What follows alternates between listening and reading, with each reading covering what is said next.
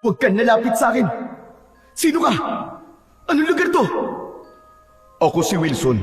Isa akong doktor at mechanical engineer. Nakita lang kita sa likod ng pickup truck ko. Hindi ako masamang tao, kaya wala kang dapat na ipag-alala. Vladimir, buhay ka? Nagulat ka ba? Ako rin eh. Gulat na gulat ako na isa ka palang aswang. Pero tapos na ang pagpapanggap mo at tatapusin ko na rin ang buhay mo! Magandang araw po sa inyong lahat. Ang kwentong inyong mapapakinggan ay tungkol sa binatang si Vladimir na mula sa pamilya ng mga manunugis ng aswang. Sa kasamaang palad, inatake ng mga aswang ang bahay nila at namatay ang buong pamilya niya. Sa pag-ataking yon, ay naputol ang kaliwang braso ni Vladimir.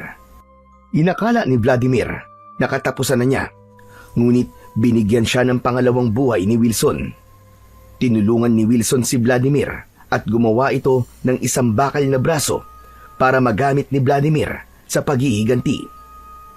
Ngunit paano kung sa pagbabalik ni Vladimir sa kanilang baryo ay malaman niyang ikakasal na ang nobya niya sa matalik niyang kaibigan? Magagawa pa ba niya ang kanyang misyon sa kabila ng sugat sa kanyang puso? Ngunit bago po ang lahat mga idol, huwag po nating kalimutang mag-subscribe at i-hit ang notification bell sa aking YouTube channel na Apong Isaak at The Voice Addict para sa mas marami pang makapigil hiningang kwentong aswang at katatakutan mula sa mundo ng kababalaghan. Umpisahan na po natin ang kwento. Aba, akalain mo, malapit na pala ang kasal niyo ni Bianca. Hindi ba? 2 buwan na lang mag-iisang dibdib na kayo, Vladimir. Oo, Antonio. Kinakabahan na nga ako Saka, hindi ko akalain na ganito pala kahirap ang paghahanda sa isang kasal. Akala ko, basta na lang magpapatahi ng damit at maghahanap ng magluluto ng pagkain. Pero hindi pala. Ang daming dapat asikasuhin. Hehehe, imbitado ba ako sa kasal niyo ni Bianca? Magtatampo ko kung hindi. Pambihira ka naman, Antonio. Pwede bang mawala ka doon? Best friend kita Ikaw ang best man ko, kaya hindi ka pwedeng mawala doon. Yan naman talaga ang hinihintay ko Akala ko ay maghahanap ka pa ng ibang best man Ano ka ba? Wala nang ibang pwedeng maging best man ko kundi ikaw lang. Saka, ikaw lang naman ang nag-iisa kong kaibigan May pagpipilian pa ba ako? Nang sandaling yon, ay kausap ni Vladimir ang kanyang matalik na kaibigan na si Antonio habang nagpapahinga sila sa covered court matapos maglaro ng basketball. Bata pa lamang ay magkaibigan na silang dalawa. Sa kabila ng pagiging mayaman ni Antonio at nag-iisang anak ng mayor ng bayan nila na si Mayor Silverio, ay hindi ito nag-alangan na makipagkaibigan sa isang kagaya ni Vladimir na isang simpleng tao lamang. Oo nga pala, tol. Maiba ako. Kumusta na pala ang pagtugis niyo sa mga aswang? May hinala na ba kayo kung sino ang mga aswang dito sa baryo natin? Sa totoo lang, tol, nahihirapan kaming tukuyin kung sino ang mga aswang. Alam namin na may pinuno sila at yun ang dapat naming malaman. Kalkulado kasi ang galaw ng mga aswang Halatang mayroong nag-uutos sa kanila. Kaya sa oras na malaman namin kung sino ang boss ng mga aswang dito sa ating baryo, ay madali na namin silang matatalo. Pero tol, salamat sa iyo at sa pamilya mo Kung wala kayo rito sa baryo natin, nako, paniguradong mas magiging takot ang mga tao rito sa mga aswang na yon. Pero sana talaga, matapos na ang problema natin sa mga aswang na yan. Ang tagal na nilang nananalasa dito sa atin. Ang dami na rin nilang nagiging biktima. Hindi ba noong nakaraang linggo lang, pinatay ng aswang na yun yung buntis na anak ni Aling Marites? Nakakaawa dahil 2 buhay ang kinuha nila. Basta kapag kailangan nyo ng tulong, ay magsabi lang kayo sa amin. Ang sabi naman ni Daddy ay willing siyang tumulong sa paghanap ng mga aswang na yan. O paano, tol? Kailangan ko na palang umuwi. Malapit na palang dumilim Alam mo naman dito sa lugar natin, di ba? Nakakatakot na magpaabot ng gabi sa labas. Sige, tol. Maraming salamat. Uuwi na rin ako. Nang umalis na si Antonio sa covered court, ay umalis na rin si Vladimir. Mag-isa siyang naglakad pa uwi sa kanilang bahay. Pagdating ni Vladimir sa bahay nila, ay kumakain na sa kusina ang kanyang nanay at isang kapatid na lalaki na mas matanda sa kanya. Kilala ang pamilya nila bilang isang mahusay na manunugis ng mga aswang sa baryo nila. Maging ang mga ninuno nila ay kilalang manunugis din noon. Ipinamana ng mga ito sa kanila ang tungkuling sugpuin ang mga nilalang ng dilim, gaya ng mga aswang. Ngunit sa kabila ng kanilang pagsisikap na sugpuin ng mga aswang sa kanilang lugar, ay hindi nila yun masugpo-sugpo. Ilang taon na nilang sinisikap na malaman kung sino ang pinuno ng mga aswang, pero sadyang magaling magtago ang mga ito. Nang maupo si Vladimir para sumalo sa pagkain, ay napansin niya na tahimik at seryoso ang mga magulang at kapatid niya. Teka, bakit parang seryoso niyo yata ngayon? Meron ba tayong problema? Malaki talaga ang problema natin, anak. Lalo ka na. Ha? Teka tay, bakit ako? Sa pagkakaalam ko, ang problema lang natin ay yung mga aswang dito sa baryo natin. Simula ngayon, tumigil ka na muna sa pakikipagkita at pakikipag-usap kay Antonio. Ha? Bakit naman tay? Ano pong problema kay Antonio? May hinala ang kapatid mo na aswang si Antonio at si Mayor Silverio. Kagabi ay may hinabol na aswang ang kuya mo at nagpunta yun sa abandonadong gusali malapit sa bahay ni na Mayor. Naghintay ang kuya mo sa labas ng gusaling yun at nakita niya na lumabas mula roon si Mayor Silverio. Dinugtungan ng kapatid ni Vladimir ang sinabing yun ng kanilang ama. Ayon dito, ay sigurado ito na walang ibang pumasok sa abandonadong gusali, kundi tanging si Mayor Silverio lamang. Hindi makapaniwala si Vladimir sa kanyang mga narinig. Hindi niya matanggap na may posibilidad na aswang ang kanyang matalik na kaibigan, dahil ibig sabihin lang nun na maaari silang maging mortal na magkaaway. Siguro po'y si Mayor Silverio lang ang aswang. Baka naman hindi aswang si Antonio. Anak, alam ko na mahirap para sa iyo na tanggapin ang bagay na ito. Dahil talagang magkaibigan kayo ni Antonio. Pero matagal ka nang manunugis ng mga aswang. At alam mo na, kapag aswang ang tatay, ay ganun din ang anak. Ngunit huwag ka mag-alala. Sa ngayon, ay oobserbahan muna natin sina Mayor at Antonio. Kailangan ay masiguro muna natin kung aswang ba talaga sila bago tayo gumawa ng anumang hakbang. Napatitig sa kawalan si Vladimir. Kahit paborito niya ang ulam na nasa hapagkainan, ay bigla siyang nawalan ng gana. Nanlamig ang buo niyang katawan habang tumatakbo sa isip niya sa kung ano na ang mangyayari sa pagkakaibigan nila ni Antonio sa sandaling mapatunayan nila na isa nga itong aswang. Nang sumunod na araw, ay nagkita sina Vladimir at ang nobya niyang si Bianca sa bayan. Susukatan na ng damit na pangkasal si Bianca at nais nito na kasama si Vladimir. Gaya ni Antonio, ay kilala na ni Vladimir si Bianca simula pagkabata. Nasa elementarya pa lamang sila ay may paghanga na siya talaga kay Bianca. At nang tumungtong sila ng high school, ay doon na ito niligawan ni Vladimir. Ngunit hindi siya nito sinagot.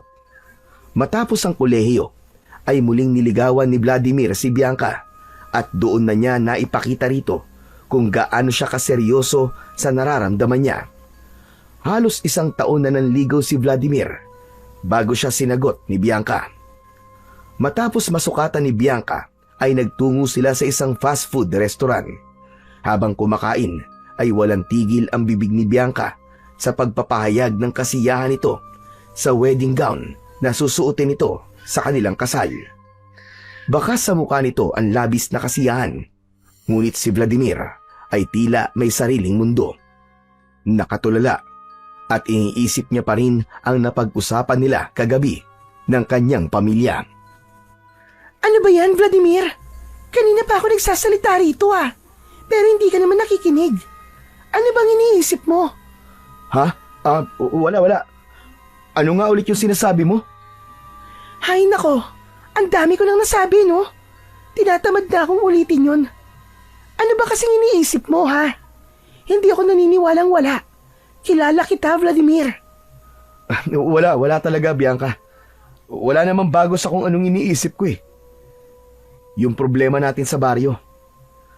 Mga aswang na naman. Vladimir, pwede bang wag mo munang isipin ang mga bagay na yan hanggang sa matapos na ang kasal natin? Pwede bang sa preparation ng kasal natin ikaw muna mag-focus?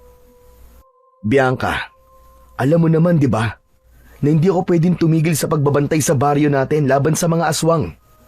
Ang pamilya lang namin ang inaasahan ng mga tao sa lugar natin pagdating sa bagay na yan. Ay nako, nandiyan naman ang mga magulang mo at kapatid mo eh. Hayaan mo na muna sila. Nag-aalala rin ako sa'yo. Baka kung anong mangyari sa'yo bago tayo ikasal. Huwag ka mag-alala sa akin, Bianca. Hindi ako mapapahamak. Bata pa lang ako eh, sinanay na ako para maging isang manunugis. Kaya alam ko ang ginagawa ko. Napailing na lamang si Bianca sa sinabi ng kanyang nobyo. Kumagat ito sa burger nito at tumingin sa labas. Ramdam ni Vladimir na nagtatampo ang kanyang nobya. Inabot niya ang isa nitong kamay at masuyo yung pinisil. Alam kong concern ka lang sa akin. Pero hindi talaga ako pwedeng huminto sa pagtugi sa mga aswang, Bianca. Pero huwag ka mag-alala. Nangangako ko sa'yo. Naligtas ako at walang kulang sa parte ng katawan ko sa araw ng kasal natin, okay? Pero ano nga ba talaga ang dahilan kung bakit ang lalim-lalim ng iniisip mo kanina? Sinagot ko na ang tanong mo, di ba? Hindi, Vladimir. Kilala kita. Alam ko na nagsisinungaling ka. Hindi ang mga aswang ang dahilan kung bakit malalim ang iniisip mo. Sige na, magsabi ka sa akin ng totoo, Vladimir. Hindi ba? Nangako tayo sa isa't isa na hindi tayo maglilihim. Diretsong tinignan ni Bianca si Vladimir. Sinubukan niya na wag ipahalata sa kanyang nobya na meron siyang inililihim dito. Ngunit hindi niya talaga kayang magsinungaling, lalo na pagdating kay Bianca. Kaya naman, isang malalim na paghinga ang pinakawalan niya bago siya muling nagsalita. Okay, sige. Sasabihin ko na sa iyo ang totoo. Pero Bianca, mangako ka sa akin ha, na hindi mo to sasabihin kahit kanino. Sige, pangako. Wala akong pagsasabihang ibang tao. Parang sobrang seryoso naman yung sasabihin mo sa akin. Makinig ka. Binabantayan namin ngayon sina Mayor Silverio at Antonio. May hinala kasi sina tatay na sila ang aswang sa baryo natin. Ano ka mo? Paano sila naging aswang? Lalo na si Antonio. Hindi ba? Matalik mo siyang kaibigan. Yun na nga sinabi ko kay tatay eh. Pero hindi pa naman kami sigurado. Kailangan pa namin ng matibay na ebidensya na magpapatunay ng hinala ni na tatay. Diyos ko, nakakatakot naman yung sinabi mo. Pero anong gagawin niyo kina Antonio sa oras na makumpirma niyo na aswang sila ng tatay niya? Alam mo naman ang ginagawa namin sa mga aswang, Bianca, di ba? Papatayin sila ni na tatay. Maging si Bianca ay nag-alala sa nalaman nito. Kahit paano kasi ay kaibigan na rin ang turing nito kay Antonio. Namayani ang katahimikan sa kanilang dalawa. Patuloy pa ring iniisip ni Vladimir kung magagawa ba niyang patayin ang sarili niyang kaibigan sa sandaling mapatunayan nila na isa nga itong aswang. Isang tahimik na madaling araw, nagising si Vladimir mula sa mahimbing na tulog sa kanyang silid nang makarinig siya ng pagkalabog sa kabilang silid kung saan naroon ang kanyang kapatid. Hindi niya sana yon papansinin, ngunit narinig niya ang malakas na pagsigaw ng kanyang ama. Napabalikwas ng bangon si Vladimir. Nagmamadali siyang lumabas ng kanyang kwarto. Didiretso sana siya sa silid ng kanyang mga magulang nang mapansin niya na nakaawang ang pinto ng kanyang kapatid. Lumapit siya roon at binuksan niya ang pinto. Napasingap siya nang tumambad sa kanya ang walang buhay na katawan ng kanyang kapatid. Kalunos-lunos ang itsura nito. Halos humiwalay na ang ulo nito sa leeg dahil sa lalim ng laslas nito sa leeg. Wakwak ang dibdib nito at wala na ang puso. Kuya! Kuya! Sinong may gawa nito sa'yo? Bago pa pumatak ang luha ni Vladimir, ay muli niyang narinig ang sigaw ng kanyang ama na para bang pinahihirapan ito ng gusto. Walang pagdadalawang isip na tumakbo si Vladimir sa silid ng kanyang mga magulang. Doon ay nakita niya ang 3 aswang. Hawak ng 2 aswang ang magkabila ang kamay ng kanyang ama, habang ang isang aswang naman ay nasa ibabaw nito. Ang nanay naman niya ay nasa isang sulok at wala ng buhay. Wakwak ang tiyan nito at nakalabas pa ang mga lamang loob. Pakiramdam ni Vladimir ay nananaginip lang siya. Para na siyang mawawala sa sarili sa kanyang mga nakikita. Vladimir, anak! Tumakas ka na! Hindi magawang igalaw ni Vladimir ang kahit na anong parte ng kanyang katawan.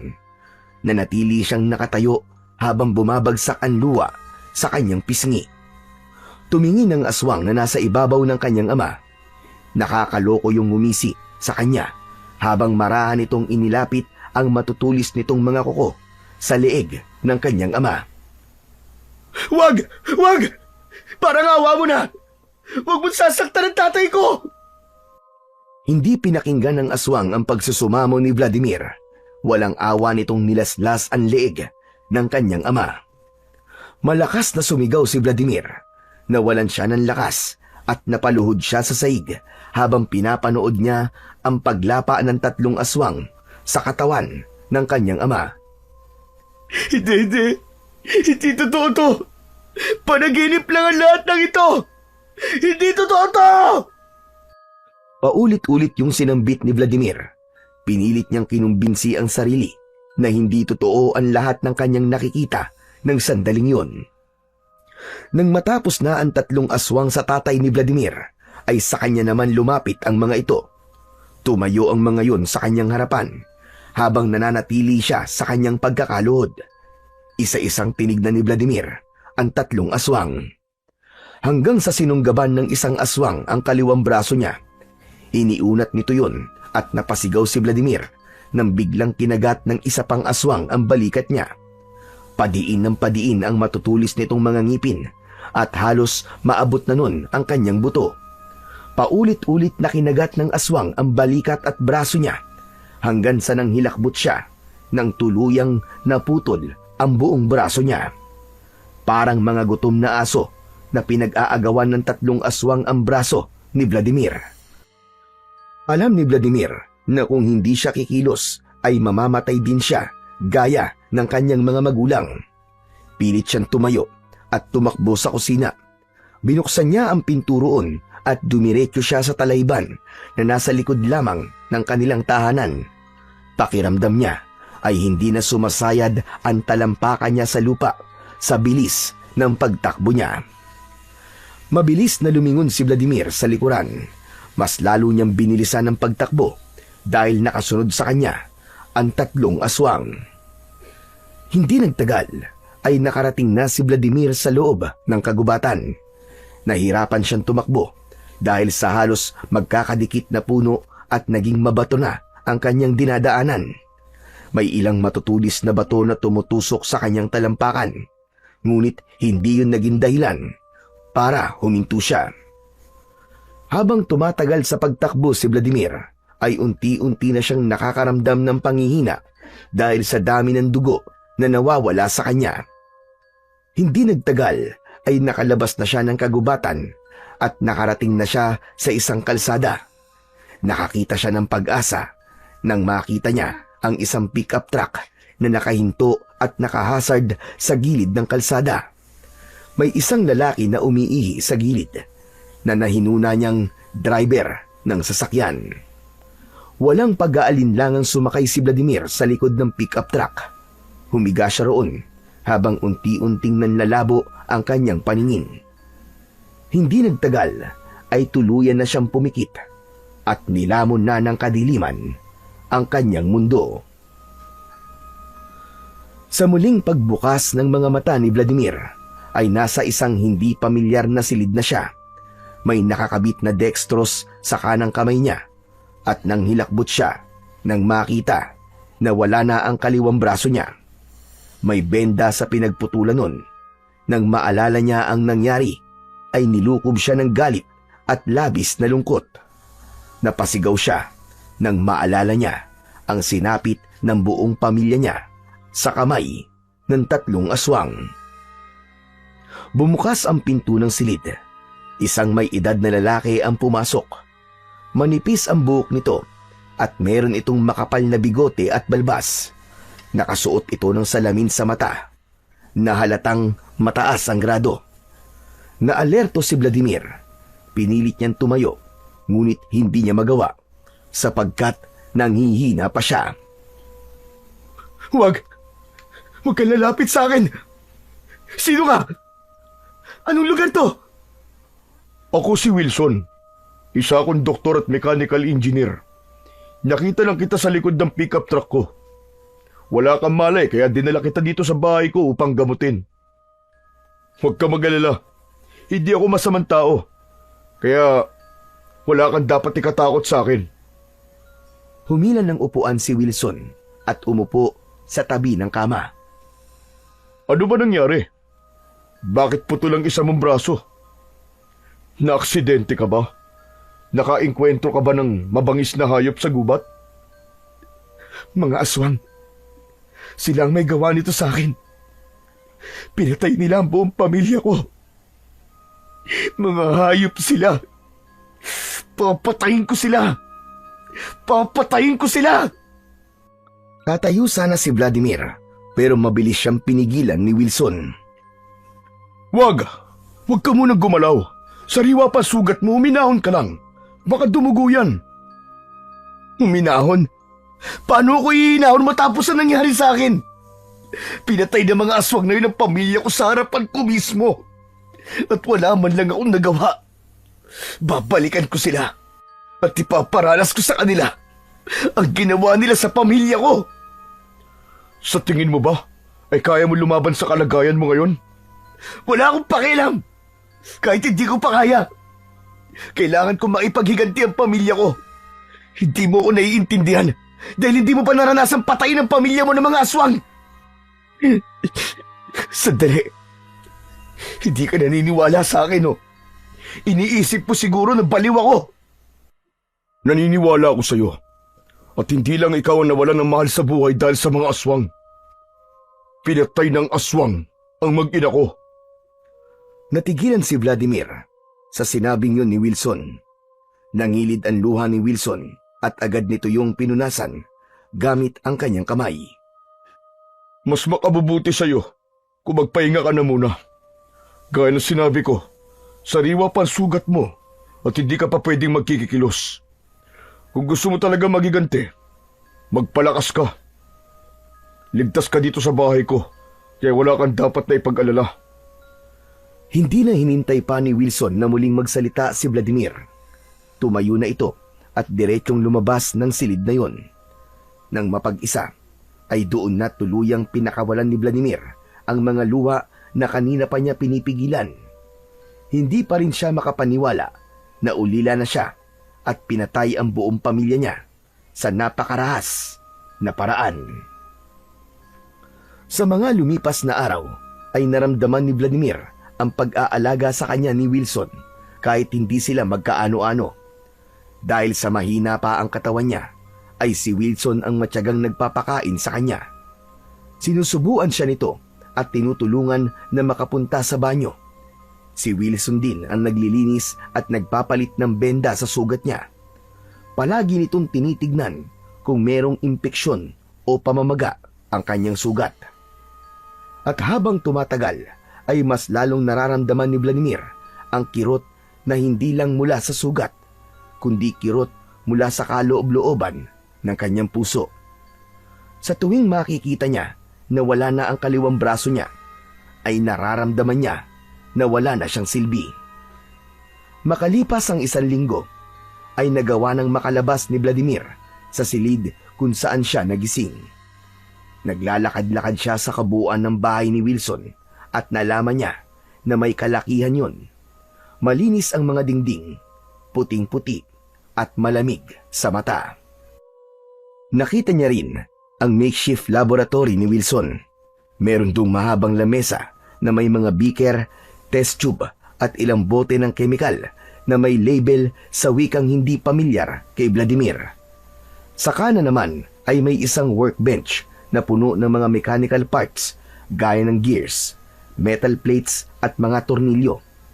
Sa gitna ay may isang elevated platform na merong rotating mechanism na hindi niya alam kung para saan. Isang gabi, pinayagan na si Vladimir ni Wilson na sumabay sa pagkain dito sa dining area. Hindi na rin siya nito sinusubuan dahil yun ang request niya. Habang maganang kumakain si Wilson, ay nakatingin lang si Vladimir sa kutsara at tinidor na nasa kanyang harapan. Oh, bakit hindi ka pa kumakain? Huwag kang mag-alala. Masarap ako magluto. Specialty ko yata yan, sisig. Itinuro pa sa akin yan ng lola ko. Hindi pa rin gumalaw si Vladimir hanggang sa napansin na ni Wilson kung bakit hindi pa rin ginagalaw ni Vladimir ang pagkain. Ay, naku, pasensya ka na. Nakalimutan ko. Tumayo si Wilson at inalis nito ang tinidor, saka ito bumalik sa upuan nito. Alam kong nahihirapan ka pang mag-adjust sa sitwasyon mo ngayon, na isa na lang ang braso mo. Pero nandito ako para tulungan ka. Pakiramdam ko ay wala na akong silbi, Wilson. Paano ko pa may paghihiganti ang pamilya ko kung isa na lang ang braso ko? Ano pang magiging laban ko sa mga aswang? Huwag mong isipin na mahina ka dahil nawalan ka ng isang parte ng iyong katawan. Naniniwala ako na kapag nakabawi ka na ng tuluyan sa lakas mo, ay magagawa mo pa rin ang mga gusto mong gawin. Dinampot ni Vladimir ang kutsara at nagsimula na siyang kumain. Muli niyang naalala ang kanyang pamilya. Pinilit niyang balikan ang masasaya nilang alaala, ngunit ang nakikita niya ay kung paano pinatay ang mga yon ng mga aswang. Ang sabi mo sa akin, pinatay din ng aswang ang mag-ina mo.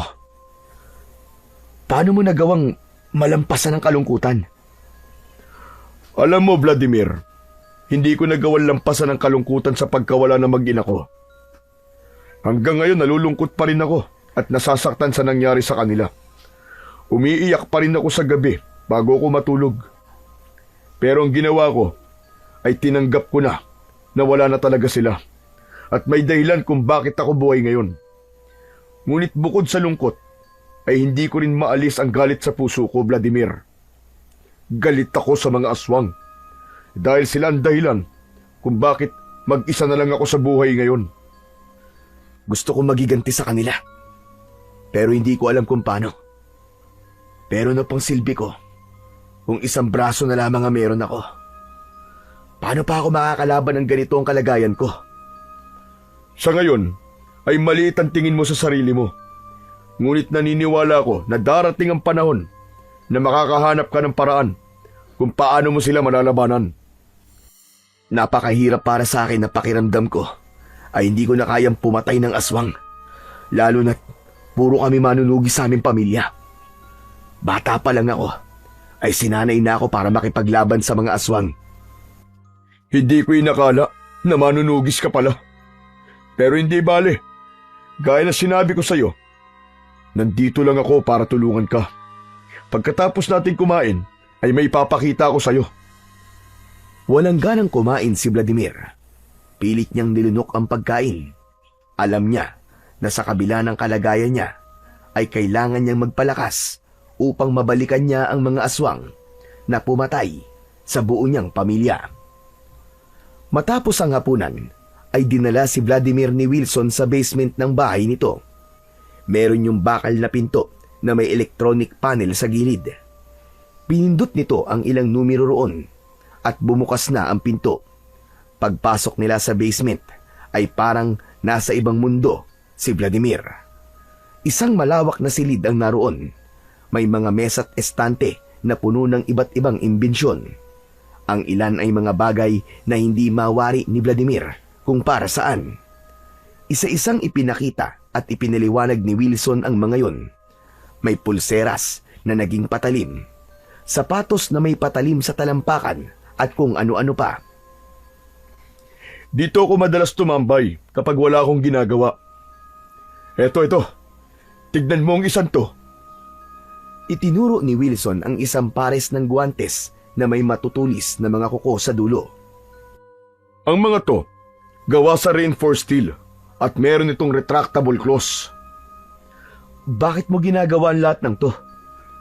Gaya mo ay pumapatay din ako ng mga aswang. Pero magkaiba tayo ng paraan. Siyensya at kakayahan ko sa paggawa ng kung ano-ano ang ginagamit ko para labanan sila. Wala akong agimat o mutya, gaya mo na isang manunugis o antingero. Hanga-hanga ka kung ganun. Talino mo pala ang ginagamit mo sa pakikipaglaban sa mga aswang. Pero, matanong lang kita, Wilson. Paano mo pala ako matutulungan? Halika, may papakita pa ako sa'yo na sigurado akong magugustuhan mo. Naglakad si Wilson patungo sa isa pang pinto. Sumunod dito si Vladimir. Binuksan ni Wilson ang pinto at pumasok sila roon. Sa isang mahabang lamesa ay may malaking kahon na gawa sa bakal. Lumapit sila sa lamesa at binuksan ni Wilson ang kahon. Umangat ang takip nun na may konting tunog pa ng pressure release at sa loob nun ay nakita ni Vladimir ang isang bakal na braso na may kamay. Itong sinasabi ko sa iyo, Vladimir. Simula na malaman ko ang kwento mo, ay sinimulan ko na itong gawin. Teka, ano ba ang bagay na yan? Isa tong mechanical arm. Ginawa ko to para pamalit sa nawala mong braso. Gawa ito sa titanium composite, pero hindi ganong mabigat. May pressure sensors ang mga daliri, kaya kaya nitong timplay ng lakas mo. Hindi mo kailangan ng muscle para mapagalaw mo to. Dahil ikakabit ko to sa nervous system mo. Gamit ang natitirang nerve signal sa katawan mo, ay kikilos ito gaya ng dati mong braso. Marami pa itong kayang gawin, pero saka ko na ipapaliwanag sa iyo kapag natapos ko na. Sa ngayon, ay ipapakita ko muna ito dahil gusto ko na magkaroon ka ng pag-asa at hindi maging maliit ang tingin mo sa iyong sarili. May pag-asa ka pa, Vladimir. Halos parehas tayo ng pinagdaanan, kaya nais kitang tulungan sa paraang alam ko. Maraming salamat sa iyo, Wilson. Hindi ako makapaniwala na kaya mong gumawa ng ganyang bagay. Pero, kailan ko pwedeng gamitin ang mechanical arm na yan? Kung tuloy-tuloy ako sa paggawa nito, ay baka abutin pa ng 1 taon. Napabuntong hininga si Vladimir, sabay iling. Wilson, hindi ko kaya maghintay ng ganong katagal. Kung 1 taon pa bago ko magamit yan, babalik na lang ako sa baryo namin para magiganti. Kahit isa lang ang braso ko. Hindi magandang ideya ang iniisip mo. Nasusugod ka sa gera nang hindi ka handa. Hindi ito ordinaryong bakal na braso. Hindi ito ikakabit lang sa'yo tapos okay na. Kailangan ko muna masiguro na walang magiging problema kapag gagamitin mo na to. Isa pa, marami pa akong kailangan i-calibrate sa mechanical arm mo para sumunod ito sa bawat utos ng utak mo. Hindi nakapagsalita si Vladimir. Napagtanto niya na wala siyang ideya sa ginagawa ni Wilson at dapat ay magtiwala lang siya rito. Alam mo, maraming bagay sa buhay ang hindi dumarating kagad kahit gustuin natin. Pero mas makabubuti ng maghintay kaysa sumugod kagad tapos matatalo ka. Tandaan mo, Vladimir, mga aswang ang makakalaban mo. Alam mo kung paano sila gumalaw. Wala silang puso at awa. Nanatiling tahimik si Vladimir. Hindi na lang niya ipinilit ang gusto niya dahil nakuha naman niya agad ang punto ni Wilson. Simula noon, sa tuwing nasa basement si Wilson para gawin ang mechanical arm, ay palaging nanonood si Vladimir. Labis siyang namangha sa husay ni Wilson sa ganung gawain na parabang buong buhay nito ay yun na ang ginagawa nito. Nasaksihan niya ang paglalagay ng circuit diagrams sa aktwal na wiring. Nakita niya rin ang mga blueprint ng bakal na braso at ang isang monitor kung saan sinusubukan ni Wilson ang mga muscle response simulator na nakakabit sa prototype. Nalaman niya na ang bawat piyesa ng mechanical arm ay importante at ang pinakamaliit na pagkakamali ay maaaring magdulot ng pagkabigo na mabuo ang mechanical arm. Mabilis na lumipas ang mga buwan at hindi na mamalayan ni Vladimir na halos 1 taon na siyang naninirahan sa bahay ni Wilson. Naging malapit sila at nakilala nila ang ugali ng isa't isa. Pakiramdam tuloy ni Vladimir ay si Wilson na ang tumayong tatay niya. Isang gabi, naisipan ni Vladimir na puntahan si Wilson sa basement. May dala siyang sandwich at kape para rito. Naabutan niya si Wilson, nakaharap sa desktop computer habang abala sa pagtatype sa keyboard. Sa lamesa na nasa tabi ng monitor ay naroon ang mechanical arm at may nakakabit na mga wire dito. Humila ng upuan si Vladimir at umupo siya sa tabi ni Wilson. Hindi man lang siya tinignan ni Wilson at hindi nito inalis ang tingin sa monitor ng computer. Wilson, malapit mo na bang matapos ang mechanical arm? Tapos na ang mismong braso. Mechanically, kumpleto na. Lahat ng joints at sensors ay nakaalay na. Pero hindi pa sapat yon. Kung ganon, ano pang kulang? Programming. Kailangan kong i-calibrate ang response system nito. Sa ngayon, ang braso ay parang kotse na walang driver. May makina, may katawan, pero walang utak na magdidikta kung kailan gagalaw at paano ito gagalaw. Ang tagal ko nang nandito, pero hanggang ngayon, hindi ko pa rin naiintindihan ang ginagawa mo sa totoo lang. Tumayo si Wilson at kinuha ang isang tablet mula sa mesa. May mga imahe itong pinakita sa kanya na hindi niya rin naintindihan. Ang bawat galaw ng utak mo ay lalabas sa anyo ng bioelectric signals. Kailangan kong itugma ang mga signal mula sa utak mo sa galaw ng braso. Kaya gumawa ko ng custom neural interface. Pero matagal tong gawin. Kailangan kong matiyak na hindi ka masasaktan o mawawalan ng balanse kapag nakakabit na to sa'yo. Ibig sabihin, matagal pa pala yan. Hindi naman sobrang tagal, pero hindi ako pwedeng magmadali. Mahirap magmadali at baka mag-umpisa na naman ulit ako sa simula. Naiintindihan ko. Sana talaga gumana yan na maayos. Sana nga, Vladimir. Sana nga. Pero natutuwa ako sa'yo dahil hindi ka nagaya ng dati na sobrang mainipin. Paano? Nahawa na ako sa pagiging matyaga mo eh. Nakita ko kasi ang dedikasyon mo sa paggawa ng braso ko. Kahit ang tagal mo nang ginagawa, ay hindi kita nakitang sumuko pinanghinaan ng loob. Kaya dapat, ganun din ako.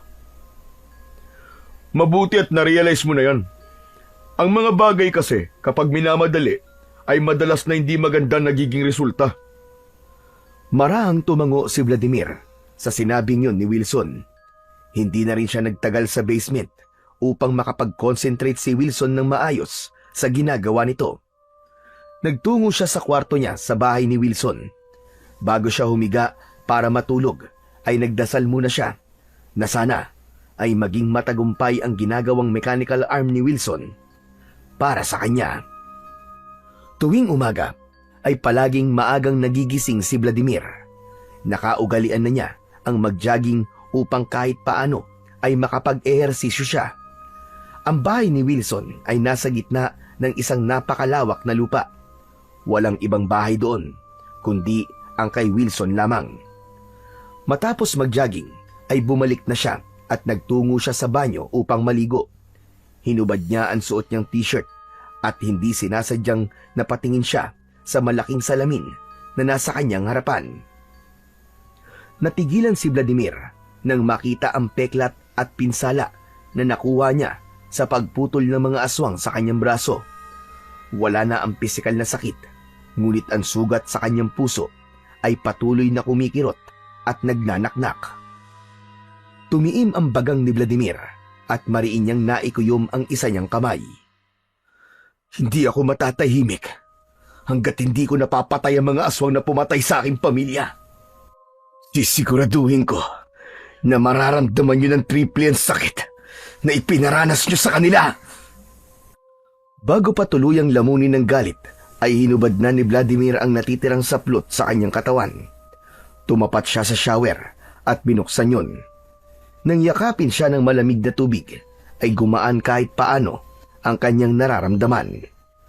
Lumipas pa ang ilang linggo, bagamat mas lalong naglalagablab ang galit at pagnanais na magiganti sa puso ni Vladimir, ay patuloy pa rin siyang naging matyaga sa paghihintay kung kailan tuluyang matatapos ni Wilson ang kanyang mechanical arm. Nais niya nang matapos yun, hindi lang para makapaghiganti, kundi upang makita ang kanyang nobyang si Bianca. Sa oras na matapos na niya ang kanyang paghihiganti, ay sisiguraduhin niya na matutuloy na ang naudlot nilang pagpapakasal.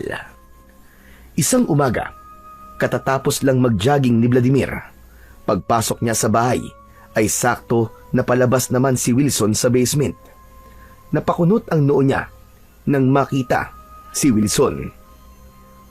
"Oh, Wilson, hindi ka ba natulog na magdamag?" Hindi.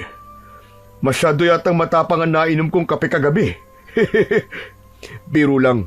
Ang totoo, kagabi kasi malapit ko nang matapos ang programming sa mechanical arm mo, Vladimir. Talaga? Ibig sabihin, malapit ka nang matapos? Hindi malapit na, kundi tapos ko na. Tapos na ang programming, kaya ang susunod na nating hakbang ay ikakabit ko na yun sa katawan mo. Magagamit mo na ang mechanical arm na halos 1 taon kong ginawa. Pakiramdam ni Vladimir ay tumigil sa pag-ikot ang kanyang mundo. Nanginig ang buong katawan niya at hindi niya napigilan ang mapaluha. Sa sobrang saya ay nayakap niya si Wilson na bahagyang nagulat sa kanyang ginawa. Maraming salamat. Maraming salamat, Wilson. Hindi ko talaga akalain na may taong kagaya mo dito sa mundo. Hindi man tayo magkadugo, pero abot langit ang pagtulong mo sa akin. Wilson, maraming salamat talaga sa'yo. Ano ka ba? Walang anuman yun, Vladimir. Alam kong mabuti kang tao, kaya deserve mo ang lahat ng tulong na binigay ko sa'yo. Napakabuti mo, Wilson. Hindi ko alam kung paano kita masusuklian sa lahat ng ginagawa mo para sa akin. Sapat na sa akin na ipaghiganti mo ang iyong pamilya sa mga aswang. Sa ganung paraan, ay para mo na ring ipinaghiganti ang mag-ina ko. Marahang kumalas si Vladimir sa pagkakayakap kay Wilson at diretso niya itong tinignan sa mga mata. Pangako, Wilson, gagawin ko ang lahat para maipaghiganti ang buong pamilya ko.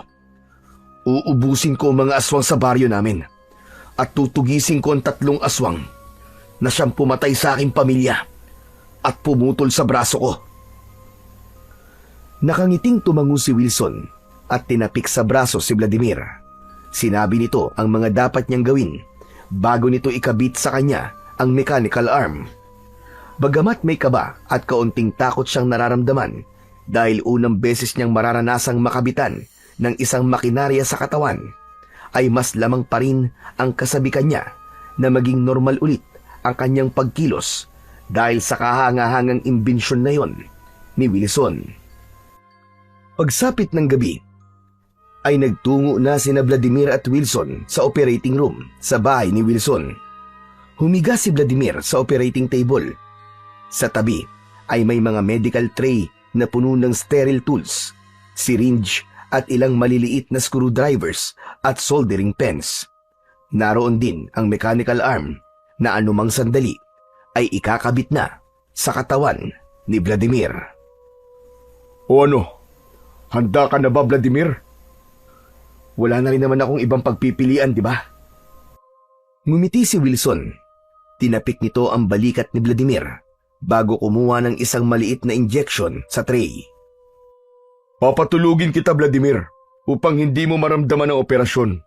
Pero paggising mo, sisiguraduhin ko sa'yo na magbabago na ang lahat. Salamat, Wilson. Salamat talaga sa lahat. Sige na, umpisahan mo na. Huwag ka na muna magpasalamat. Ipagdasal natin na hindi ire-reject ng katawan mo ang mechanical arm. Ibinigay ni Wilson ang injection sa braso ni Vladimir.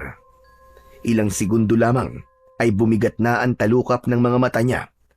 Sinubukan pa niya yung labanan, ngunit hindi siya nagtagumpay. Unti-unting naging malabo ang lahat, at bago siya tuluyang mawalan ng malay, ay tila nakita pa niya ang muka ng nanay, tatay at kapatid niya na nakatunghay sa kanya.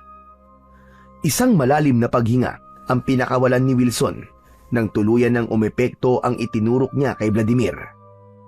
Nasa harapan niya si Vladimir na walang malay, habang bahagyang nakaangat ang kaliwang bahagi ng katawan.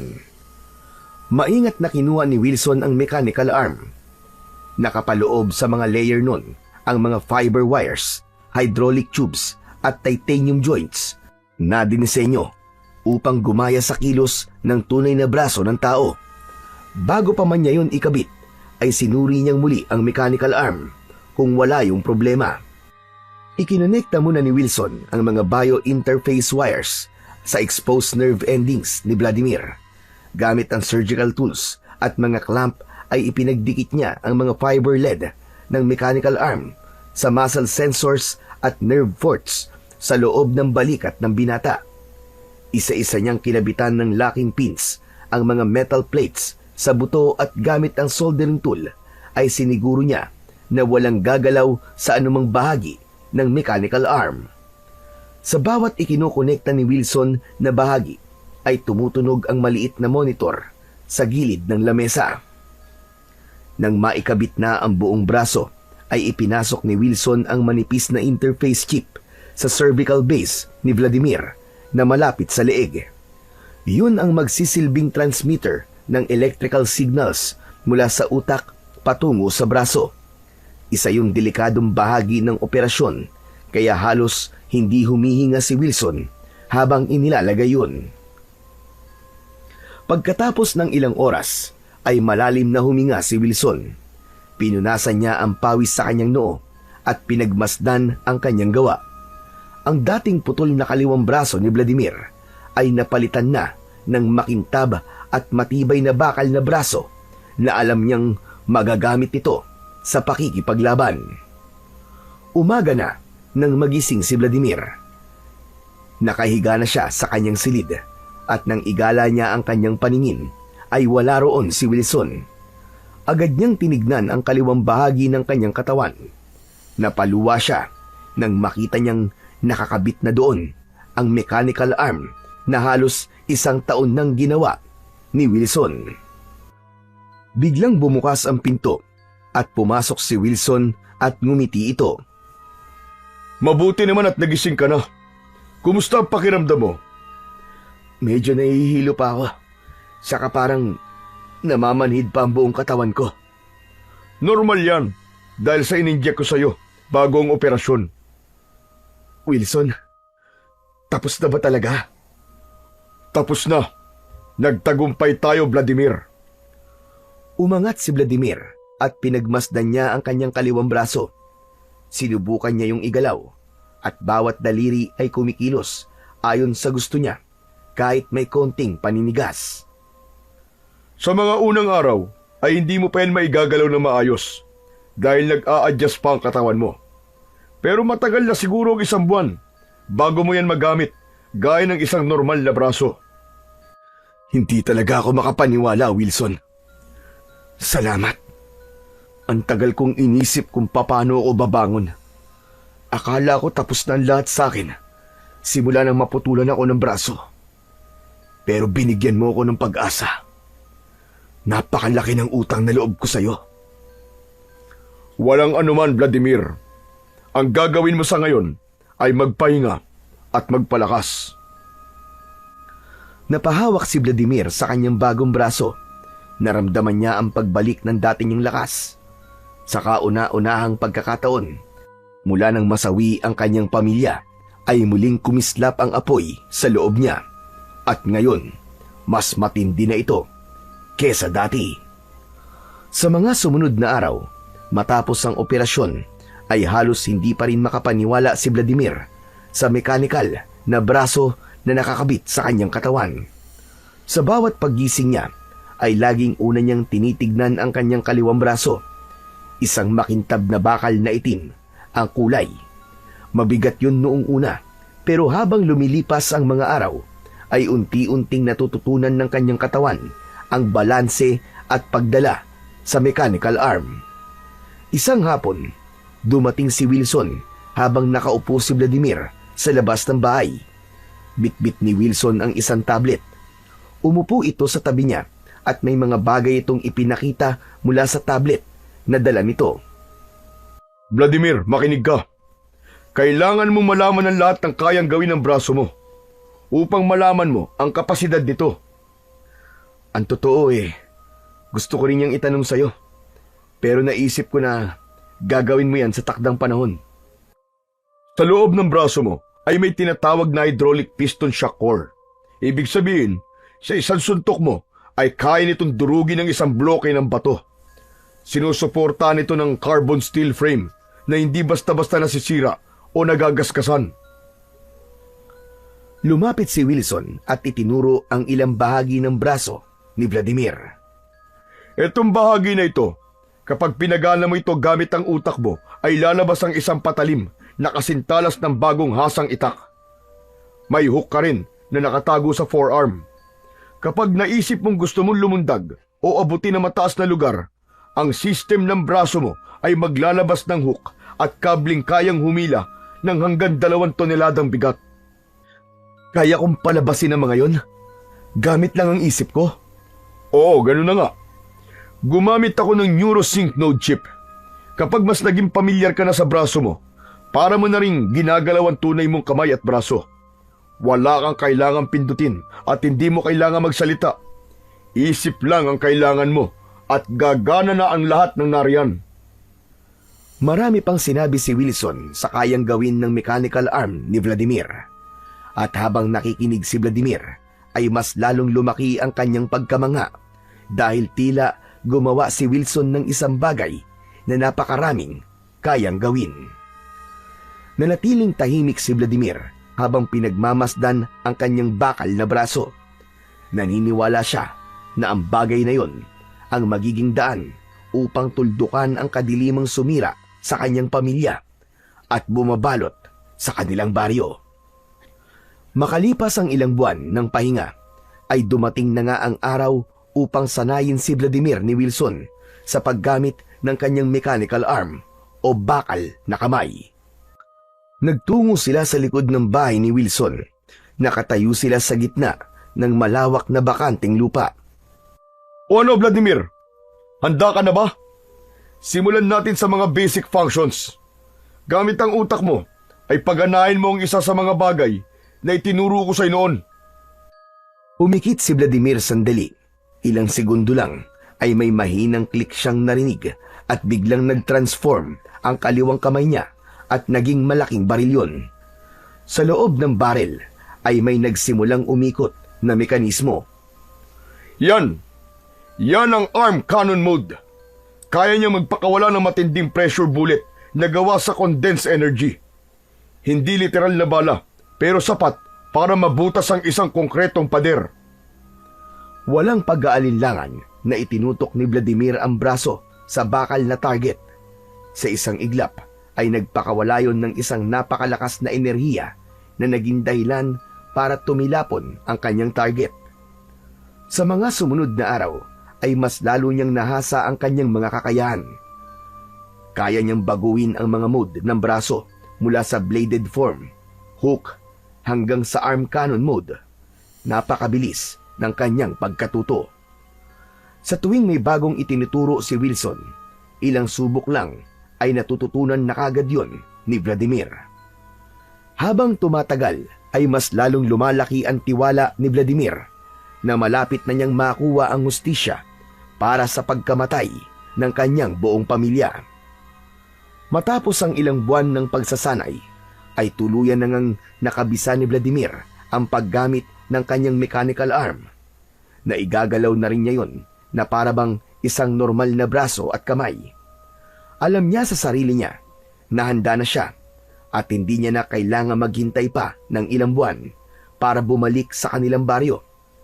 Habang nag-aalmusal, ay ipinahayag na ni Vladimir kay Wilson ang gusto niyang mangyari.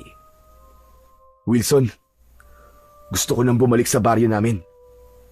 Sa tingin ko ay handa na akong harapin ang dapat kong harapin doon. Kung ganon, hindi na kita pipigilan pa. Nakikita ko naman na handa ka na talaga. Pero, ano ba talaga ang plano mo? Ang gusto ko ay walang makakaalam ng pagbabalik ko ron para mas madali ako makakilos.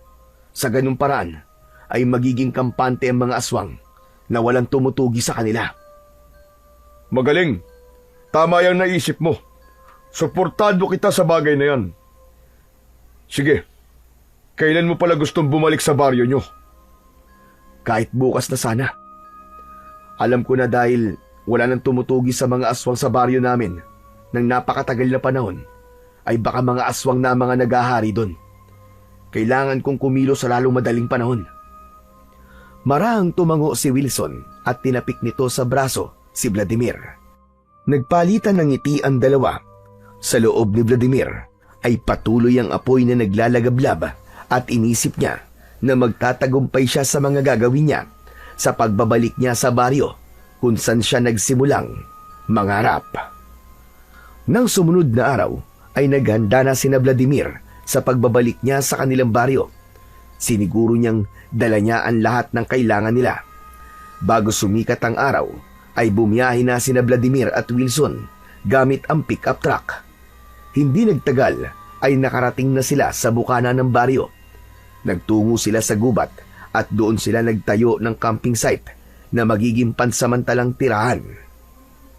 Pagkatapos nilang maitayo ang camping site, ay nagpaalam muna si Vladimir kay Wilson.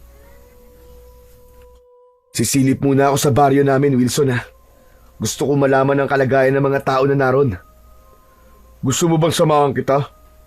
Hindi na kailangan. Kaya ko na to mag-isa. Sisilip lang naman ako eh.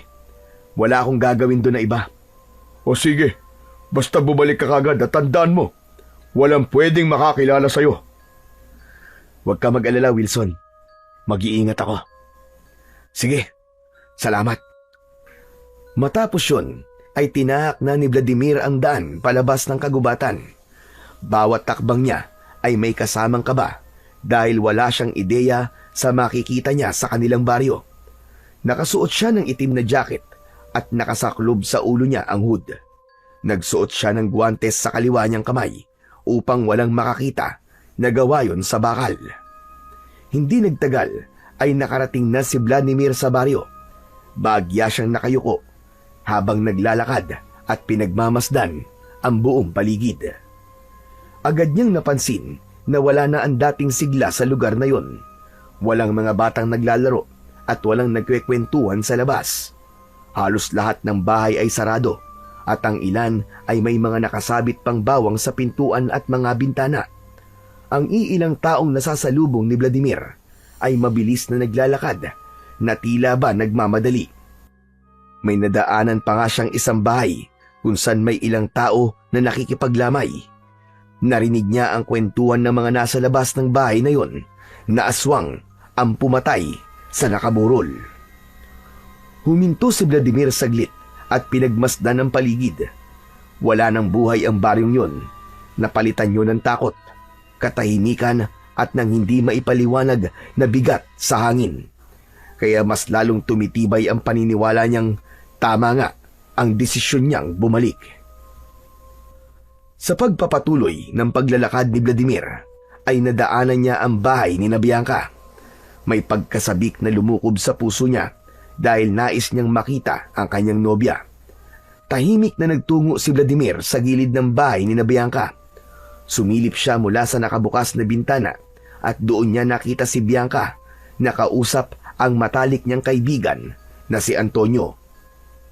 Natuwa si Vladimir dahil ang hinuha niya ay si Antonio ang gumagabay kay Bianca sa mga panahon na wala siya. Antonio, sigurado ka ba talaga na patay na si Vladimir? Sigurado ako, Bianca. Hindi ba? Nakita natin ang putol niyang braso sa bahay nila kasama ng bangkay ng pamilya niya. Kung nakatakas man siya sa mga aswang, ay hindi na rin siya mabubuhay dahil sa marami ang dugong mawawala sa kanya. Ngunit wala tayong nakitang bangkay ni Vladimir. Paano tayo nakakasiguro na patay na talaga siya? Marahil ay kinain na siya ng mababangis na hayop sa gubat. Isa pa, kung buhay pa si Vladimir, ay hindi pwedeng hindi siya magpupunta nung inilibing ang pamilya niya. Huwag mo nang isipin si Vladimir, Bianca. Ang isipin mo na lang ay ang nalalapit nating pagpapakasal sa susunod na buwan. Napatda si Vladimir sa huling sinabi ni Antonio. Hindi siya makapaniwala nang halikan ni Antonio sa labi si Bianca at hindi man lang pumalag ang kanyang nobya. Tama ka. Hindi na dapat ako nag-iisip ng kung ano-ano maliban sa kasal natin. Pasensya ka na, Antonio, kung nahahati ang isip ko nitong mga nakaraang araw. Ganyan nga, ang kasal lang natin ang isipin mo, Bianca. Mamaya na ang punta natin sa tatahi ng wedding gown mo, di ba? Sasamahan kita doon. Salamat, Antonio, ha? Salamat kasi hands-on ka sa preparation sa kasal natin.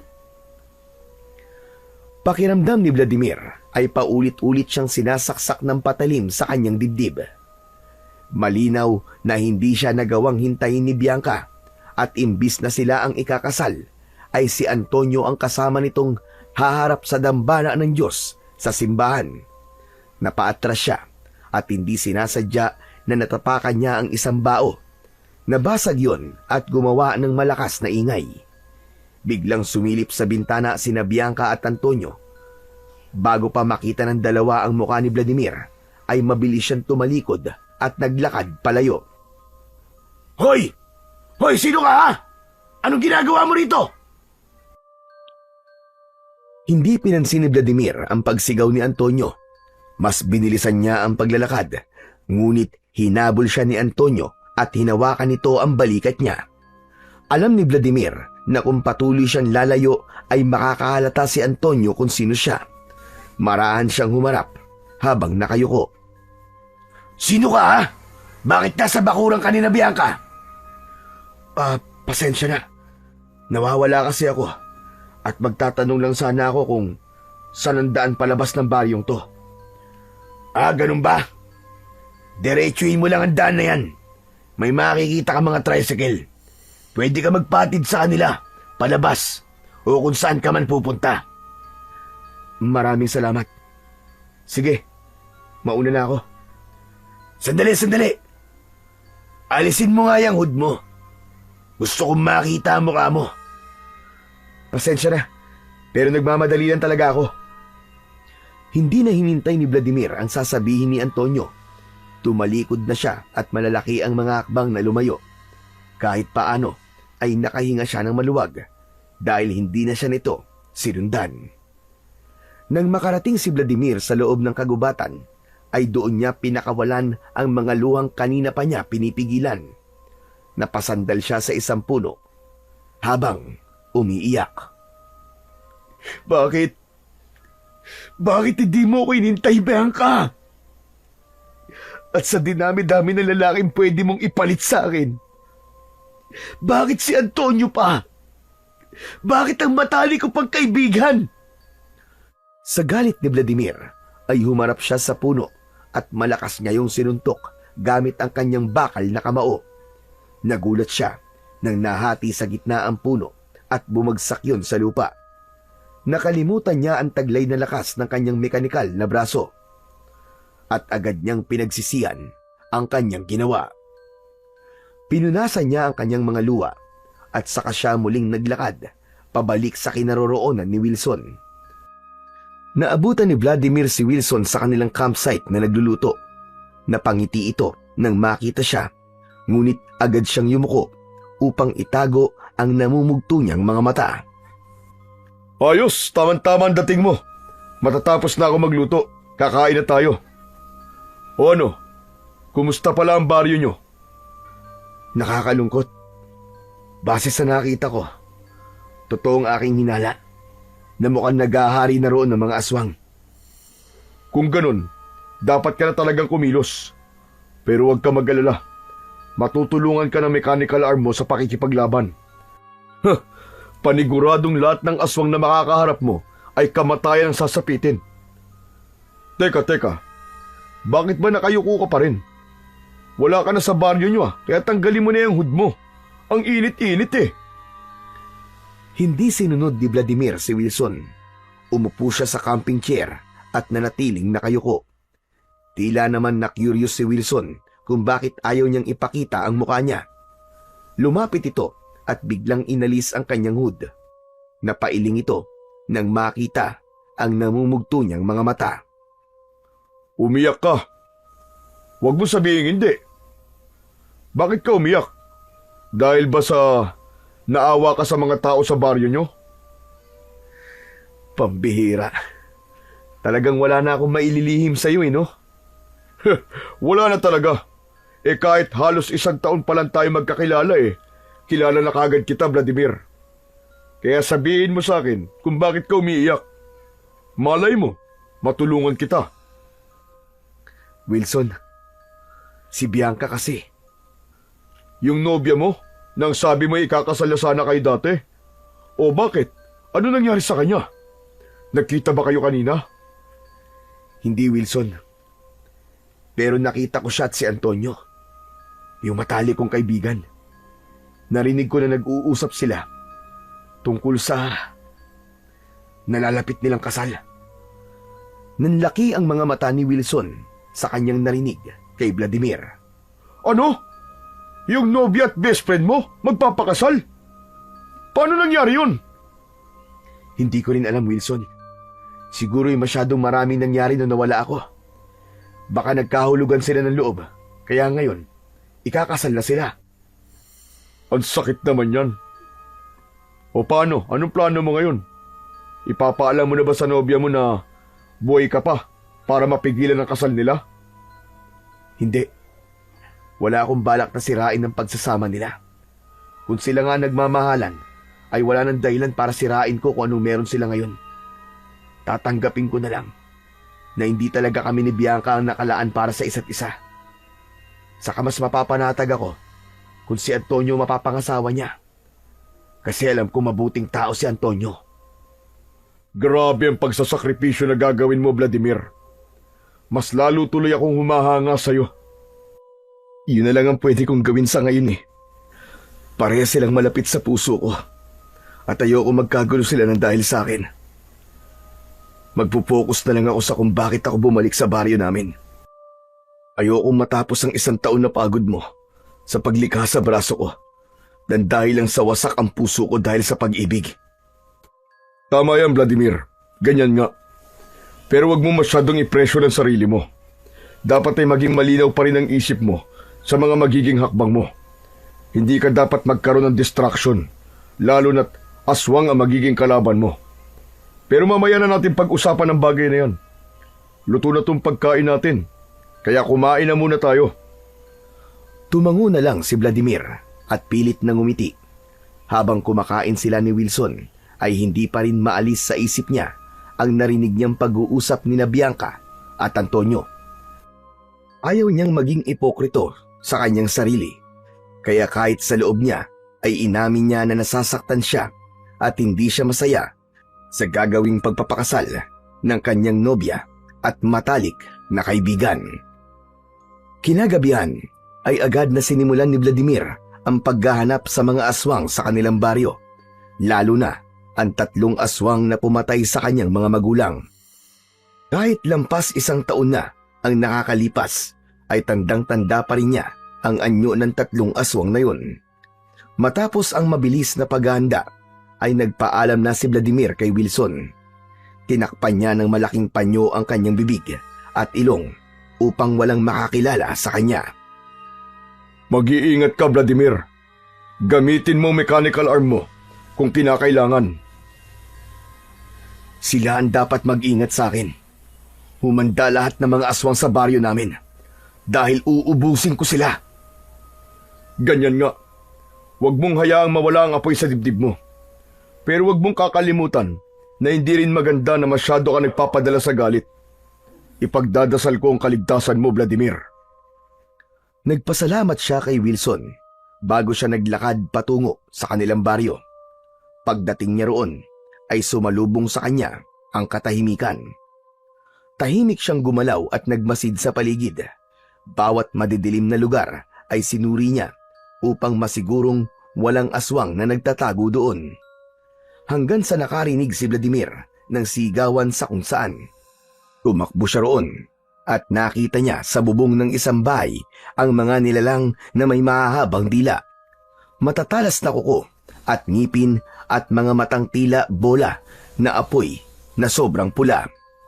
Sa isang iglap ay sinira ng mga nilalang na yon ang bubong at pumasok ang mga yon sa bahay.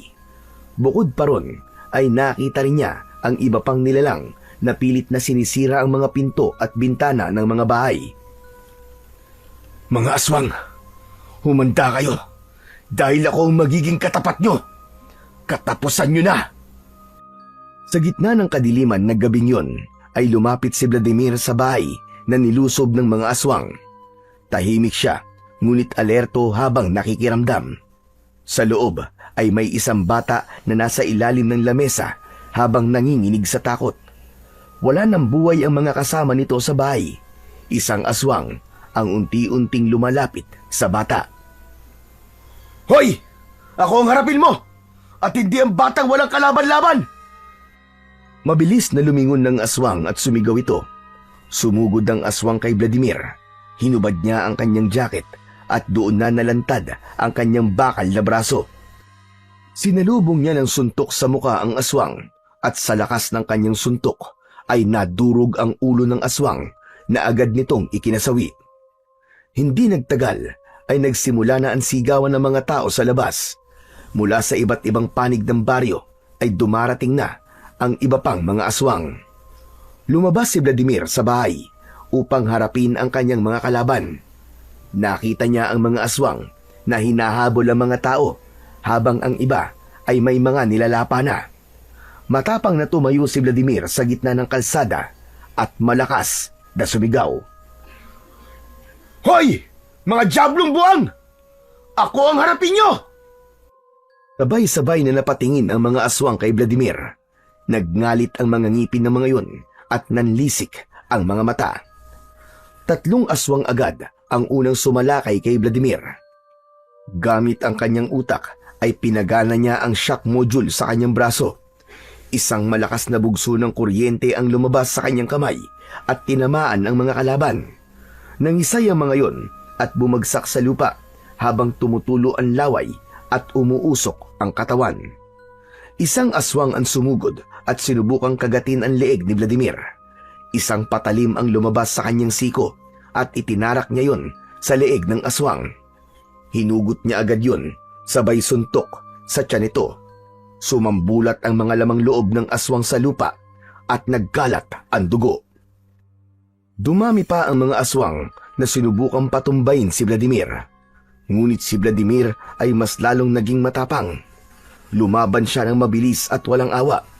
Ang kanyang braso ay nagbabago-bago ng anyo at naglalabas ng iba't ibang klase ng sandata.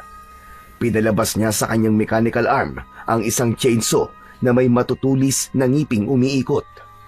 Nang tumama yon sa katawan ng aswang, ay napunit ang balat nito at nabiyak ang katawan sa gitna. O ano? Hindi pa rin ba kayo susuko mga diablong buwang? Kahit gaano pa kayo karami, ay kayang-kaya ko kayo. Hindi ko kayo aatrasan. Uubusin ko kayong lahat.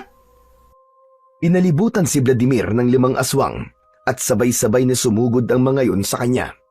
Ginamit niya ang hook at umigkas yon sa sanga ng isang puno. Hinatak siya ng matibay na lubid at lumipad siya pataas. Pinakawalan niya ang hook at pagbagsak niya sa lupa ay sinalubong niya ng malakas na suntok sa muka ang isang aswang. Ang isa naman ay pinuluputan niya ng whip blade sa leeg at malakas niya yung hinila na naging sanhi ng pagkakaputol ng ulo nito. Nagpatuloy si Vladimir sa pakikipaglaban.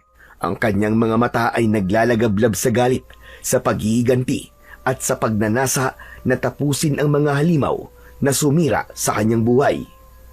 Hindi nagtagal ay naubos na ni Vladimir ang lahat ng aswang. Nagkalat sa lupa ang putol-putol at durog na bahagi ng mga aswang. Halos bumaha ang dugo sa baryo dahil sa dami ng mga aswang na napaslang ni Vladimir. Isa-isang lumabas ang mga tao sa kani-kanilang mga bahay. Lahat ay may pagtatakang nakatingin kay Vladimir na para bang pilit na kinikilala kung sino siya. Ngunit bago pa tuluyang may makakilala kay Vladimir, ay nagmamadali na siyang tumakbo palayo. Hindi pa kasi yon ang tamang oras para makilala siya ng mga tao sa baryo nila, lalo na't alam niya na wala sa mga aswang na napatay niya ng gabing yon ang 3 aswang na pumatay sa kanyang pamilya. Habol ni Vladimir ang kanyang paghinga nang makarating siya sa camping site nila ni Wilson. Pagod na pagod siyang umupo sa camping chair. Bumukas ang isang tent at lumabas mula roon si Wilson na may pag-aalala sa muka. Kumuha ito ng isang bottled water mula sa cooler at inabot kay Vladimir. Kumusta, Vladimir? Ang dami mong dugo. May sugat ka ba? Wala, Wilson. Ang lahat ng dugong nakikita mo sa katawan ko ay mula sa mga aswang na pinatay ko kanina.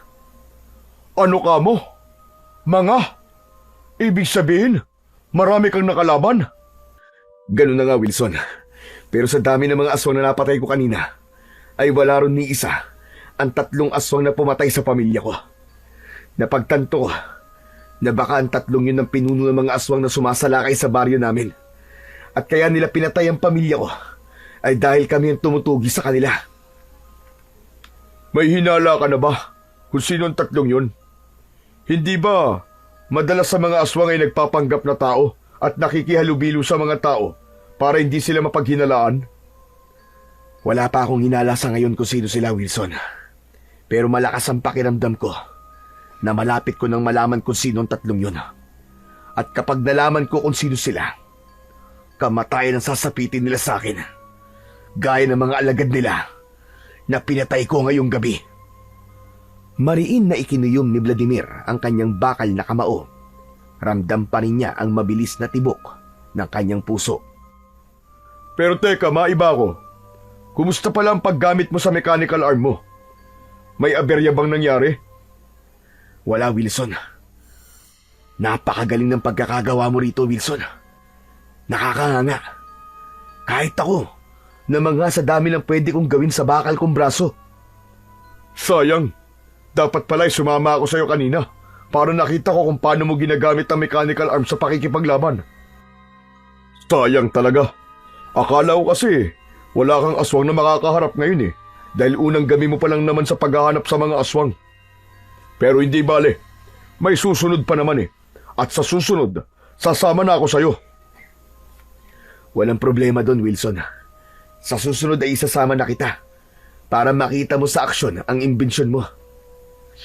Maraming salamat talaga, Wilson. Kundi dahil sa'yo, ay hindi ko magagawa ang lahat ng to. Sige, Wilson. Maglilinis muna ako ng katawan ko para makapagpahinga na rin ako. Tumayo na si Vladimir at mag-isa siyang nagtungo sa malinis na ilog sa hindi kalayuan. Pagdating niya roon, ay agad siyang naglublob sa malamig na tubig upang tanggalin ang malagkit na dugo ng mga aswang na nakakapit sa kanyang katawan. Nang sumunod na araw ay nagising si Vladimir na wala si Wilson sa tent nito. Inisip niya na baka naglakad-lakad lang ito. Nagsalang na siya ng takuring may lamang tubig sa portable gas tube para makapagkape. Habang hinihintay niyang kumulo ang tubig, ay dumating si Wilson na may dalang 2 supot. Saan ka galing? Pagising ko wala ka na Nagpunta ako sa baryo nyo. Bumili ako ng pandesal at pansit. Puro na lang delata at instant food ang kinain natin kahapon Para maiba naman ngayon. Oh, buti naman at tagpainit ka na ng tubig para makapagkape na rin tayo. Pinagtulungang ayusin ni Vladimir at Wilson ang kanilang camping table para makapag-almusal na sila. Usap-usapan ka ngayon sa baryo nyo Ano? Nakilala ba nila ako kagabi? Hindi naman. Pinag-uusapan nila ron yung lalaking may bakal na braso. Hindi ba't ikaw yun? Hangang-hanga sila sa'yo. Hindi nila alam kung paano mo nagagawang maglabas ng iba't ibang sandata sa braso mo.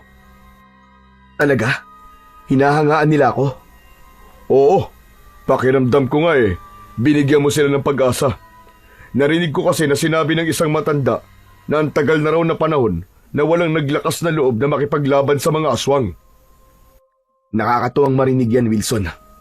Yan naman talaga ang isa sa hangarin ko eh. Kaya ako nagbalik sa baryo namin para bigyan ng pag-asa ang mga tao bukod sa gusto kong magiganti. Nasa tamang landas ang goal mo, Vladimir. Kaya sana ay hindi ka maligaw. Sana kahit anong balakid ang humarang sa'yo, ay huwag kang panghihinaan ng loob. Huwag mong kakalimutan kung bakit ka nandito at kung bakit ko'y pinagkatiwala sa'yo ang mechanical arm. Huwag ka mag-alala, Wilson. Nangangako ko na walang kahit na sino o anumang makakapigil sa hangarin ko kung bakit ako bumalik. Hindi ako titigil hanggat hindi ko nauubos sa mga aswang sa baryo namin. Nang sumipol na ang takore, ay tumigil na muna sa pag-uusap sina Vladimir at Wilson. Nagtimpla na sila ng kape at nagsimula na silang mag-almusal. Sa gitna ng pag-aalmusal nila, ay biglang pumasok sa isipan ni Vladimir ang mga huling na pag-usapan nila ng kanyang ama. Bumalik sa alaala niya ang sinabi nito na may hinala na ito na si Mayor Silverio at si Antonio ang isa sa mga aswang sa kanilang baryo.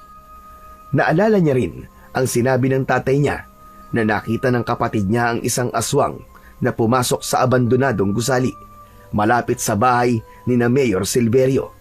At mula roon ay lumabas ang mayor. Isang ideya ang naisip ni Vladimir dahil doon. Wilson, may pupuntahan ako mamayang gabi. Oh, saan naman? Sa abandonadong gusali malapit sa bahay ng mayor namin dito. Ipinaliwanag ni Vladimir kay Wilson ang hinala noon ng pamilya niya kung sino ang aswang sa baryo nila. Tumangu-tango naman si Wilson matapos niyang magkwento. Kung ganun, may basihan naman pala na si Mayor Silverio ay isa sa mga aswang. At ang anak niya na si Antonio. Ano? Yung best friend mo na papakasalan ng nobya mo? Ex-girlfriend pala? Aba, kung sakali pala, ay aswang ang papakasalan ni Bianca. Kaya nga eh, hinakabahan tuloy ako na baka may masamang pinaplano si Antonio kay Bianca kung totoo man na aswang siya. Noon kasi, sarado pa ang isip ko na may posibilidad na aswang si Antonio. Pero sa mga nangyayari ngayon, parang lahat ng tao sa baryo namin ay talagang pinaghihinalaan ko na aswang. Ganyan ka dapat mag-isip. Hindi mo pwedeng pairalin palagi ang puso mo. Dapat ay gamitin mo rin ang utak mo. Minsan kasi, kapag puso sinusunod mo, ay dito ka matatalo. Pero sasama ako sa iyo mamayang gabi. Baka biglang magkaroon ng aksyon eh. Mas mabuting nandun ako para makita ko naman in action ang imbensyon ko. Matapos ang kanilang almusal, ay sandaling nag-ensayo si Vladimir sa paggamit ng mechanical arm niya habang pinapanood siya ni Wilson. Kinagabihan, pagsapit ng 10:00 ng gabi, ay lumabas ng gubat si Vladimir kasama si Wilson. Nagtungo sila sa abandonadong gusali malapit sa bahay ni na Mayor Silverio. Sa pagkakatanda ni Vladimir, gagawin sanang grocery ang gusali na yon, ngunit hindi na natuloy dahil sa kakulangan ng budget. Pumasok ang dalawa sa gusali at sumalubong sa kanila ang masangsang na amoy. Grabe! Ang baho naman dito! Parang ang daming patay na daga! Hindi nagsalita si Vladimir. Nakiramdam siya sa paligid. Mabigat ang hangin doon na parang anumang sandali ay may hindi magandang mangyayari. Pagpunta nila sa ikalawang palapag, ay nakarinig sila ng yabag ng sapatos sa ibaba. Nagkatinginan sina Vladimir at Wilson. Nag-usap sila gamit ang mga mata at agad silang nagtago sa likod ng mga nakasalansan na mga drum. Mula roon ay nakita ni Vladimir si Mayor Silverio. Umakyat yon sa second floor at tumayo sa gitna. Hindi nagtagal ay malakas na sumigaw ang mayor at kitang-kita nila ang mabilis na pagbabago nito ng anyo. Hindi makapaniwala si Vladimir na totoo ang hinala ng pamilya niya na isa nga itong aswang. Nag-anyong aswang si Mayor Silverio. Bagyang lumaki ang katawan nito at tinubuan ng makapal na balahibo. Humaba at naging matutulis ang mga kuko nito. Maging ang ngipin nito ay naging matulis na pangil. Humihingal si Mayor Silverio matapos nitong magbagong anyo. Aalis na sana ito pero agad na lumabas si Vladimir sa pinagtataguan. "Mayor Silverio!" Napalingon sa kanya ang mayor. Bumakas ang gulat sa mukha nito nang alisin ni Vladimir ang panyong nakatakip sa bibig niya. Maging ang hood ay inalis na rin niya. Hindi! Vladimir! Buhay ka! Nagulat ka ba? Ako rin eh.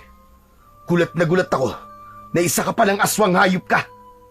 Pero tapos na ang pagpapanggap mo at tatapusin ko na rin ang buhay mo ngayon. Walang abisong sumugod si Mayor Silverio. Sa isang kisap mata ay nasa harapan na ito ni Vladimir. Isang malakas na suntok ang pinadapo nito sa kanyang muka. Tumilapon si Vladimir at tumama ang likod niya sa pader. Mabilis siyang tumayo at pinagana niya ang core stabilizer sa loob ng kanyang mechanical arm at nag-recalibrate ang mekanismo sa kanyang braso. Sa isang iglap, lumabas mula sa bakal niyang braso ang shock blade. Gawa yun sa isang enerhiya na parang kidlat na mistulang patalim. Muling umatake si Mayor Silverio, ngunit sinalubong na ito ni Vladimir. Humiwa sa balikat nito ang shock blade at napasigaw ito sa sakit. Umusok ang sugat ng aswang. Umangil si Mayor Silverio at mula sa likod nito ay lumabas ang mga malalaking pakpak na parang sa paniki. Lumipad ito patungo kay Vladimir. Nagawa nitong hawakan ng balikat ni Vladimir at malakas siya nitong binalibag sa sahig. Akmang kakalmutin siya nito, ngunit itinutok niya rito ang kanyang kamay at nagpakawala yun ng pressure bullet at tumama yun sa mismong dibdib nito. Tumagos yun hanggang sa likod ng aswang. Hindi makapaniwalang napatingin si Mayor Silverio sa malaking buta sa dibdib nito. Kasunod nun ay sumuka ito ng dugo at bumagsak sa sahig. "Diablong buang ka! Napakadali mo naman palang patayin! Pwe!" Lumapit sa kanya si Wilson. Tuwang-tuwa nitong niyakap si Vladimir at pagkatapos ay tinignan ang mechanical arm. Grabe! Ako ang gumawa sa mechanical arm mo. Pero sobra ako naman nga sa nakita ko. Sabi ko naman sa'yo, Wilson eh. Napakaastig nitong imbensyon mong to. Magsasalita pa sana si Wilson nang isang boses ng babae ang narinig nila sa may puno ng hagdan, paakyat sa second floor ng gusali. Vladimir? Ikaw ba yan? Napalingon si Vladimir sa pamilyar na boses na yon at nanlamig siya nang makita niya si Bianca. Marahan at hindi ito makapaniwalang naglakad palapit sa kanya. Hinawakan nito ang mukha niya. Pagkatapos ay napatingin ito sa bakal niyang braso. Anong nangyari sa'yo?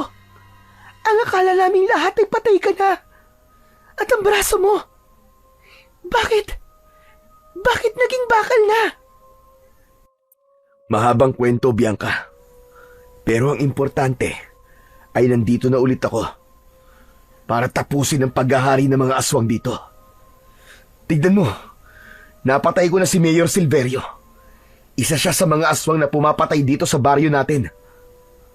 Napasinghap si Bianca nang makita ang walang buhay na katawan ng aswang. Hinawakan ni Vladimir ang magkabila ang braso ni Bianca at diretso itong tinignan sa mga mata. "Bianca, makinig ka sa aking mabuti. Alam kong ikakasal na kayo ni Antonio, pero mas makakabuting huwag mo nang ituloy. Anak siya ni Mayor Silverio, kaya aswang din siya panigurado. Baka may pinaplano siyang hindi maganda sa'yo." Ano ka mo? Aswang si Antonio? Oo, Bianca, maniwala ka. Kahit ako nung una, hindi ako makapaniwala. Pangako, haharapin ko siya at gaya ng tatay niya, ay papatayin ko rin siya. Sa labis na pagkabigla ni Bianca, ay hindi na ito nakapagsalita. Nang may masmasan nito, ay itinanong nito kung saan sila nakatira at walang pag-aalinlangan na ipinaalam ni Vladimir kay Bianca na sa gubat sila nagtatago ni Wilson. Pagkatapos nun, inihatid na nila si Bianca sa bahay nito, habang sina Vladimir at Wilson naman ay bumalik na sa kanilang camping site. Pagdating nila roon ay napansin ni Vladimir ang pananahimik ni Wilson. Bakit ang tahimik mo naman dyan, Wilson? May problema ba? Hindi ko alam. Pero masama ang kutob ko sa nobya mo, Vladimir. Sa tingin ko, ay hindi mo dapat sinabi sa kanya kung nasan tayo. Huwag ka mag-alala, Wilson. Mapagkakatiwalaan si Bianca. Kakampi natin siya. Sabay na napatingin sina Vladimir at Wilson sa kaliwa nang makarinig sila ng kaluskos. Mula sa likod ng puno ay lumabas ang galit na si Antonio. Kulang na lang ay umapoy ang mga mata nito sa labis na puot. Walang hiya ka, Vladimir. Pinatay mo ang tatay ko. Magbabayad ka. Sisiguraduhin kong kahit sa kabilang buhay ay pagsisisihan mong bumalik ka pa rito. Hindi ako magsisisi sa pagpatay ko sa tatay mong hayop ka. Dahil marami na kayong kinuwang mga buhay. Kung meron man akong pinagsisisihan, ayun ang nakipagkaibigan ako sa katulad mo. Malakas na sumigaw si Antonio at mabilis itong nag-anyong aswang. Inihanda ni Vladimir ang sarili sa pakikipaglaban. Bago nga pala kita patayin, ay may gusto kong sabihin sa'yo. Ako at ang tatay ko ang pumatay sa pamilya mo. Ginawa namin yon dahil hadlang kayo sa plano namin na maghari ang mga aswang sa baryo natin. Kinaibigan lang kita para malaman ko mga plano nyo at upang makapaghanda kagad kami. Hindi agad nakapagsalita si Vladimir. Pakiramdam niya ay pinagsasasaksak ng paulit-ulit ng patalim ang likod niya hanggang sa tuluyan ng binalot ng puot ang puso niya. Mas mabuting sinabi mo yan sa akin dahil mas nagkaroon ako ng dahilan para patayin kang hayop ka. 3 kayong pumatay nun sa pamilya ko. Sinong isang aswang na kasama nyo? Imbis na sagutin ang tanong ni Vladimir, ay mabilis na sumugod sa kanya si Antonio, ngunit handa si Vladimir. Umandar ang hydraulic punch system ng kanyang mechanical arm. Isang suntok ang tumama sa sikmura ng aswang at tumilapo nito. Tumama ang likod nito sa puno bago bumagsak sa lupa. Hindi pa man nakakabangon si Antonio ay lumabas mula sa mechanical arm ni Vladimir ang hook at pumulupot ang lubid nun sa binti nito. Malakas niya yung hinila at lumipad ang katawan ni Antonio papunta sa kanya. Sinalubong niya ng malakas na suntok sa mukha si Antonio gamit ang kanang kamao niya. Bumulagta ang katawan ng aswang habang ang hook ay bumalik na sa bakal na braso ni Vladimir. Biglang nagkaroon ng pakpak si Antonio at lumipad ito pataas. Napakabilis nitong bumulusok sa kinatatayuan ni Vladimir at hindi na malaya ni Vladimir ang malalim na pagkalmot nito sa dibdib niya. Nagpalitan ng pag-atake sina Vladimir at Antonio. Lumabas ang patalim sa pulso ng mechanical blade at ginamit yon ni Vladimir para putulin ang isang pakpak ng aswang. Napasigaw ang aswang. Umatras si Antonio habang humihingal sa galit. Bigla itong tumalon papunta kay Vladimir at sa pagkakataon na yon ay chinarge ni Vladimir ang kinetic cannon. Itinutok niya ang palad niya kay Antonio at kumawala roon ang isang napakalakas na bola ng enerhiya. Tumama yon sa dibdib ni Antonio habang nasa ere ito. Tumilapon ito at bumagsak sa lupa ng pasadsad. Butas ang dibdib ni Antonio at wala na yung buhay. Lalapitan sana ni Vladimir si Antonio nang mula sa kung saan ay lumabas ang umiiyak na si Bianca. Ang akala niya ay sa kanya ito lalapit, ngunit laking gulat niya nang kay Antonio ito lumapit. Humahagulgul nitong niyakap ang walang buhay na katawan ni Antonio. Antonio! Antonio, gumising ka! Hindi ka pwedeng mamatay! Mahal na mahal kita! Naguluhan si Vladimir sa nangyari. Maya-maya ay galit na tumingin si Bianca kay Vladimir. Tumayo ito at hindi nito inalis ang tingin nito sa kanya. Tinatanong mo kay Antonio kung sino ang isa pang aswang na kasama nilang pumatay sa pamilya mo. Hindi ba? Ako ang aswang na yun, Vladimir. Ako! Hindi. Hindi totoo yan. Nagsisinungaling ka lang. Hindi, Vladimir. Ang totoo ay hindi naman talaga kita mahal. Ang plano sana namin, kapag ikinasal na tayo, ay doon ako titira sa bahay nyo para isa-isa kayong patayin. Pero nagbago ang plano namin ni Antonio nang malaman ko na may hinala na kayo na aswang si Antonio at si Mayor Silverio. Kaya bago nyo pa sila mapatay, ay pinatay na namin ang pamilya mo. Pero maswerte ka. Nakaligtas ka lang. May sapusa ka bang hayop ka? Hindi ako naniniwala sa iyo, Bianca. Bawiin mo mga sinabi mo. Gusto mo ba ng pruweba? Pues, ito ang patunay. Sa isang iglap ay naging aswang si Bianca.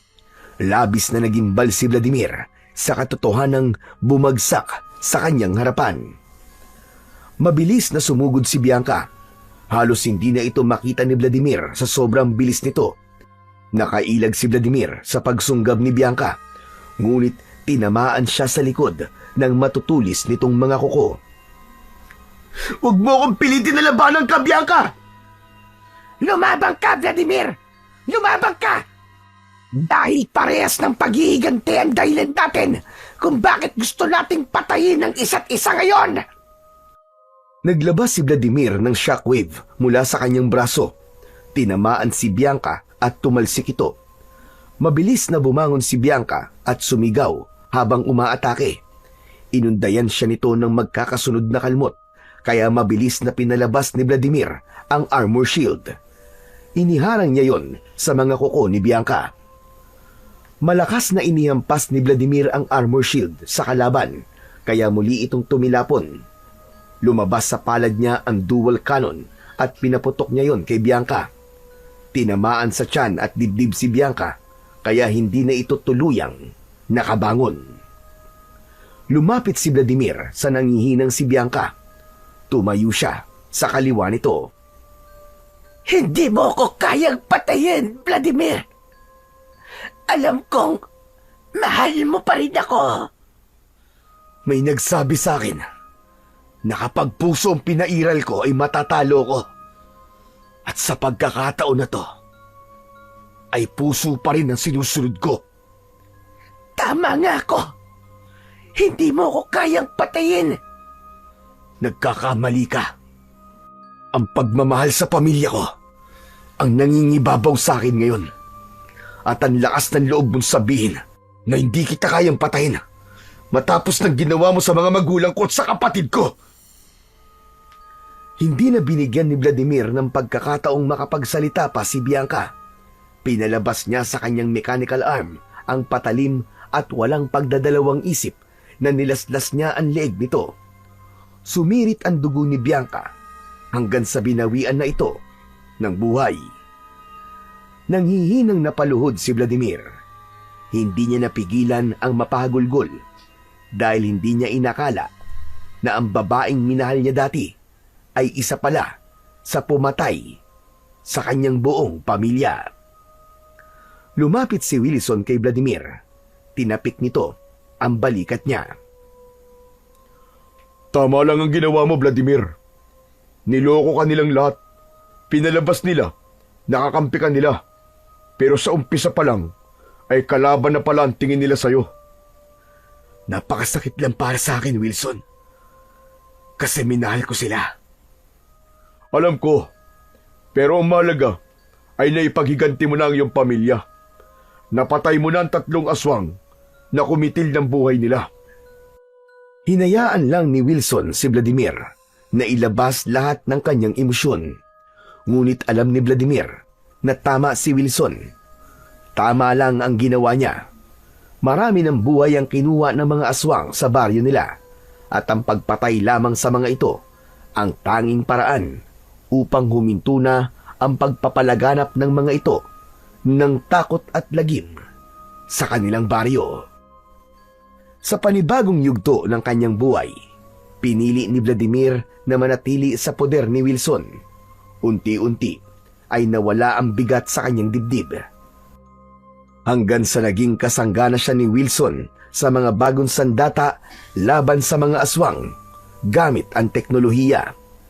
Naniniwala si Vladimir na hindi pa tapos ang kanyang pakikipaglaban sa kasamaan at mga aswang. Kaya patuloy siyang nagpapalakas at pinaguhusay pa niya ang paggamit ng kanyang bakal na braso. So yun na nga mga idol. Sana po ay nagustuhan nyo ang ating kwento ngayon. Ngayon naman po ay dumako na tayo sa inyong pinaka-nire-request at pinaka-hinihintay na shoutout portion. O ano pa pong hinihintay natin? Simulan na po! Shoutout po Kuya Gio. Maraming salamat po sa walang sawang pagsuporta at pakikinig sa aking mga kwento. Shoutout po Hazel Fiesta. Shoutout Ani Nolase. Shoutout po Lydia Lopez. Maraming salamat po sa inyo. Shoutout Ibiang Bueno. Shoutout po Charita Dakles. Shoutout po Angela. Annalyn Duran. Shoutout po at maraming salamat Hilario Patra Jasmine. Shoutout po Jerome Recto. Shoutout po Lita 5. Shoutout po Connie 8612 from Taiwan. Hello po sa mga OFW natin dyan sa Taiwan na walang sawa pong nakikinig at sumusuporta sa ating munting channel. Maraming salamat din po Beverly Carba Hosa. Shoutout po Marian Quintiliano. Shoutout po Shauma TV. Maraming salamat po sa inyo. Shoutout po Virginia Pantillas. Maraming salamat din po at shoutout JBC21 from California, USA. Shoutout po Muldes Domingo. Shoutout po Rodagar Bida. At shoutout po Queen from UAE. At higit sa lahat, shoutout po Marilu Marcelino from Bataan. Muli po, maraming salamat po sa inyong walang sawang suporta at pakikinig ng mga kwentong aswang at katatakutan sa aking munting channel na The Voice Addict at Apong Isaak. Hanggang sa susunod pa pong kwento na magpapatindig ng inyong mga balahibo mula sa mundo ng kababalaghan.